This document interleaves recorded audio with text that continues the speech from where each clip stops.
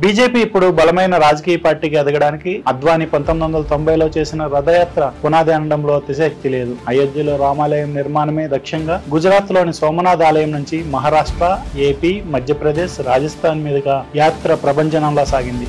లక్షలాది మంది కార్యకర్తల్లో ఉత్తేజం వచ్చింది. ఆ తర్వాతే బీజేపీ భావాలు ప్రజల్లోకి వెళ్లాయి. అటువంటి బీజేపీని బలమైన శక్తిగా మార్చడంలో అత్యంత కీలకమైన పాత్ర పోషించిన అద్వానీ జీవిత విశేషాలు చూస్తే 1927 నవంబర్ 8న పాకిస్తాన్ లోని కరాచీలో జన్మించారు. 15 ఏళ్లకే RSS లో చేరారు. ఇంజనీరింగ్ చదివిన ఆయన దేశ విభజన సమయంలో భారత్ కు తరలి వచ్చారు. భారతీయ జనసంఘ్ పార్టీలో చేరి చురుగ్గా పనిచేశారు. 1970-76లో రాజ్యసభకు ఎన్నికయ్యారు. 1977లో కేంద్ర మంత్రిగా కూడా పనిచేశారు. తర్వాత బీజేపీ పార్టీ ఏర్పాటులో కీలకంగా వ్యవహరించిన ఆయన పార్టీ అధ్యక్షునిగా 3 సార్లు సేవలందించారు. వాజ్పేయి హయాంలో ఉప ప్రధానిగా పనిచేసిన అల్కా అద్వానీ భారతరత్న పురస్కారంతో గౌరవించారు. బీజేపీ ఇప్పుడు బలమైన రాజకీయ పార్టీకి ఎదగడానికి అద్వానీ